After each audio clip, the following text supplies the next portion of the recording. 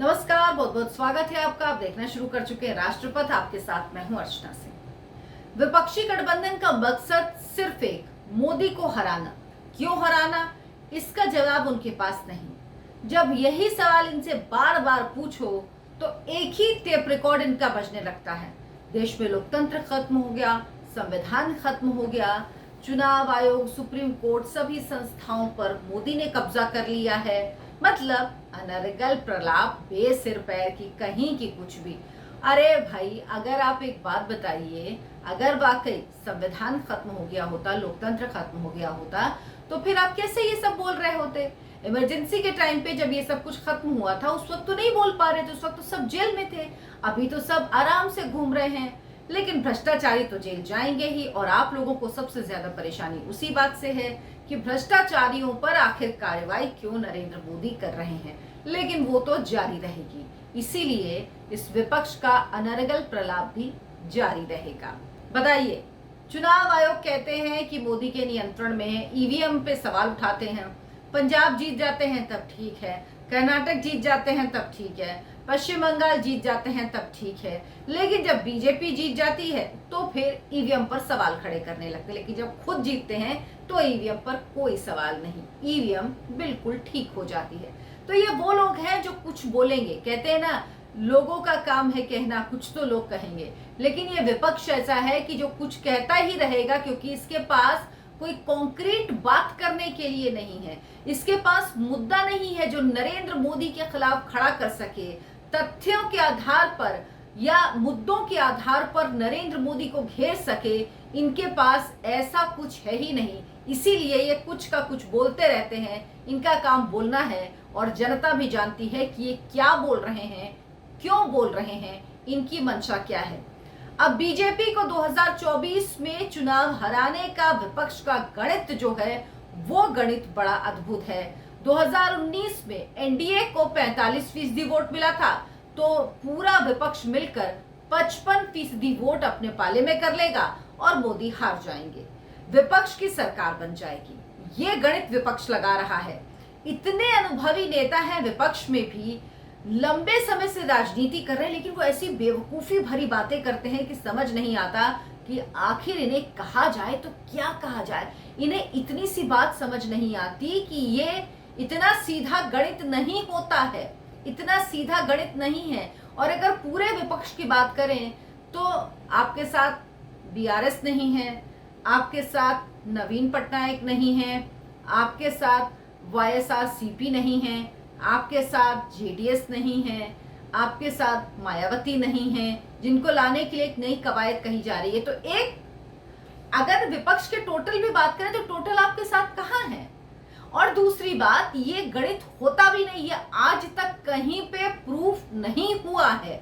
ये सिर्फ हवा हवाई बातें हैं जो विपक्ष इसलिए करता है ताकि लोगों को भरमा सके, ये बता सके कि नरेंद्र मोदी तो सिर्फ इतने फीसदी वोट से जीते हैं।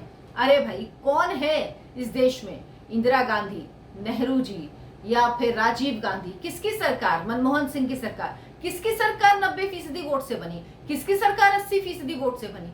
क्या बात करते हैं? यही तो प्रक्रिया है जो हमेशा से चलती आ रही है, जहां पर सीटों की संख्या मायने रखती है। आपको 30% वोट मिला या आपको 55% वोट मिला, इससे ज्यादा मायने रखता है कि आपको कितनी सीटें मिली। और इसी आधार पर मध्य प्रदेश का चुनाव बीजेपी हारी थी, क्योंकि मध्य प्रदेश में बीजेपी को वोट कांग्रेस पार्टी से 1% ज्यादा मिला था, लेकिन सीटें कम आई थी। इसीलिए कमलनाथ की सरकार बनी थी। वो बात अलग है कि वो सरकार कुछ ही दिन में गिर गई, ज्योतिरादित्य सिंधिया जब बीजेपी में आ गए। खैर, अब ये इतना सीधा गणित लगाते हैं, ये गणित कहीं भी अप्लाई नहीं होता। लेकिन इनकी विपक्षी एकता का आधार यही है। और इसके लिए फॉर्मूला क्या है? बीजेपी के कैंडिडेट के सामने विपक्ष का एक कैंडिडेट उतारा जाए। हालांकि इस फॉर्मूले पर भी अभी तक कोई सहमति इनके बीच नहीं हो पाई है। मुंगेरी लाल के हसीन सपने देखने वाला विपक्ष मुश्किलों से घिरा हुआ है, लेकिन विपक्ष को अपनी ये मुश्किलें दिखाई नहीं दे रही हैं।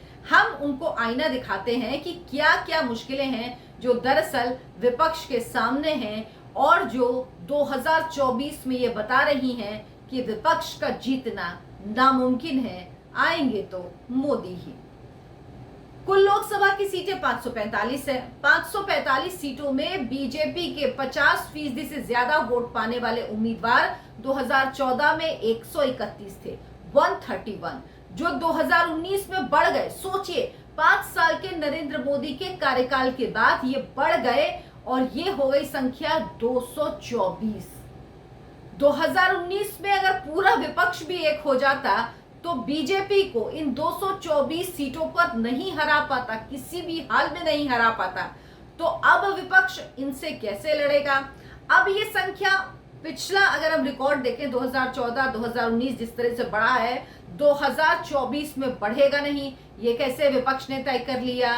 वो कौन सा फॉर्मूला है जिससे बीजेपी के इन 50% वाले उम्मीदवारों की संख्या या इनकी संख्या या इनको जो वोट मिले हैं 2014 के मुकाबले 2019 में जो बढ़े हैं उन्हें एकदम से कम कर देगा, या इन लोगों की संख्या कम कर देगा जो उम्मीदवार थे 2019 में 224 जिनको 50% से ज्यादा वोट मिले और 131 उम्मीदवार 2014 में थे।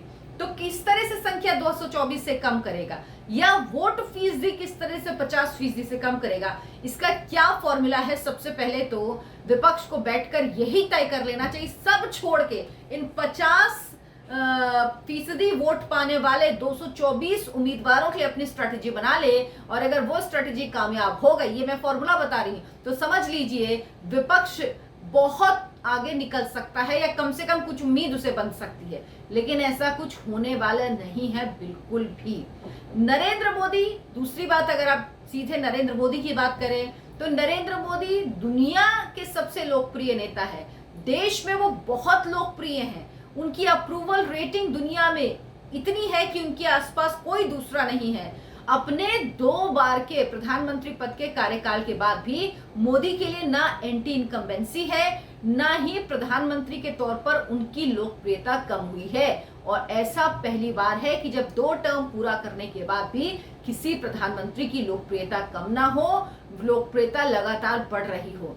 मोदी के मुकाबले अगर आप विपक्ष की बात करेंगे तो विपक्ष के पास कोई चेहरा ही नहीं है जिसका नाम आगे करके वो मोदी को टक्कर दे पाए। मतलब अगर 26 दल इनके साथ हैं, 26 के 26 दल भी ये तलाशेंगे तो इनको एक नाम नहीं मिलेगा। एक नेशनल लीडर अगर नेशनल पार्टी के हैं, नेशनल पार्टी एकमात्र कांग्रेस पार्टी, में आम आदमी पार्टी को नेशनल पार्टी नहीं मानती हूँ, भले ही वो कागजी तौर पर हो गई हो, आप उसे गिन सकते हैं, कोई दिक्कत नहीं है मुझे। लेकिन कांग्रेस पार्टी, उसके कौन नेता? प्रधानमंत्री पद के उम्मीदवार घोषणा भी कर दिया तो कांग्रेस पार्टी ने, कौन? राहुल गांधी। अब बताइए, राहुल गांधी जो कुछ भी बोलते हैं, कहीं से कुछ जो मर्जी वो बोल देते हैं कि वहां गांव में लद्दाख में बोल देते हैं कि वहां तो चीन ने कब्जा कर लिया, वहां ये हो गया, वहां मतलब कुछ भी जो बोलते हैं वो, और उनके उनमें और नरेंद्र मोदी में कितना डिफरेंस है आप लोकप्रियता के उसमें देखिए तो भी पैमाने पर आपको समझ में आ जाएगा। दूसरा, विपक्ष में चेहरा कौन? क्षेत्रीय दल के सारे, ममता बनर्जी, नीतीश कुमार, शरद पवार, केजरीवाल, इनकी बात करेंगे आप, इनसे कंपैरिजन करेंगे नरेंद्र मोदी का? मतलब कोई है ही नहीं इनके सामने जो टक्कर दे पाए। अब अगर हम एनडीए और आईएनडीआई अलायंस की ही बात कर लें तो एनडीए में निर्विवाद तौर पर बीजेपी सबसे बड़ी नहीं बहुत बड़ी पार्टी है और मोदी सबसे बड़े नेता, इसीलिए सीटों का बंटवारा एनडीए में कोई विषय ही नहीं है। बहुत आसानी से, बहुत आराम से सीटों का बंटवारा हो जाएगा। लेकिन विपक्षी आईएनडीआई अलायंस के बीच इस बात को लेकर ही मारामारी है कि कौन सा दल सबसे बड़ा है। सब अपनी अपनी दावेदारी पेश कर रहे हैं। ममता बनर्जी अपनी, डीएमके अपनी, इधर नीतीश कुमार कुछ ना होते हुए भी अपनी, शरद पवार जब तक बेचारे अजीत पवार उनकी पार्टी नहीं ले गए थे तब तक वो अपनी, सब अपनी। केजरीवाल जी तो खैर उनके तो कहने ही क्या, वो तो पहले से ही अपनी दावेदारी पेश कर रहे हैं, वो अपनी। तो यहाँ पर हर एक व्यक्ति अपनी अपनी दावेदारी कर रहा है। यही नहीं समझ में आ रहा कि कौन बड़ा दल है। ममता बनर्जी दावा करती है कि हमारे पास सांसद ज्यादा हैं, तो इधर केजरीवाल कहते हैं सांसद भले ही हमारे पास एक है लेकिन हमारी सरकार तो 2 राज्यों में है, तो इस हिसाब से हम सबसे बड़ी पार्टी है। तो इनका यही तय नहीं हो पा रहा है कि कौन बड़ी पार्टी है। नेता तो खैर आप जाने ही दें, नेता तो कोई किसी को मानने को राजी नहीं है। सारे क्षेत्रीय दल मिलकर कांग्रेस से ही कुर्बानी मांग रहे हैं कि कांग्रेस यहां पर चुनाव ना लड़े, कांग्रेस वहां पर चुनाव ना लड़े, कांग्रेस इतनी सीटों पर चुनाव लड़े, कांग्रेस 200 सीटों पर चुनाव लड़े। क्या कांग्रेस पार्टी इसके लिए राजी होगी? अभी जो इनकी बैठक होने वाली है उसमें बहुत कुछ तस्वीर हालांकि साफ हो जाएगी।